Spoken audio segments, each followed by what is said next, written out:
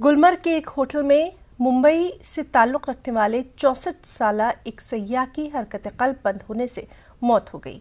सैयाह की शिनाख्त तेज अंबालाल शाह के तौर पर की गई, जो कि अपने अहल खाना के साथ गुलमर्ग की सैर तफरी करने के लिए आए हुए थे। सैयाह की हरकत क़ल्ब बंद होने से हुई मौत के बाद उन्हें सब डिस्ट्रिक्ट अस्पताल टनमर्ग लाया गया, जहां उनकी तिब्बी लवाजमात की गई। इसके बाद लाश को उनके लवाहिकीन के सुपुर्द कर दिया गया।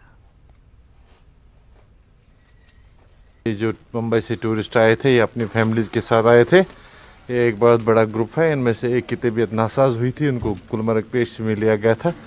वहाँ इनको पहला ट्रीटमेंट दिया गया था।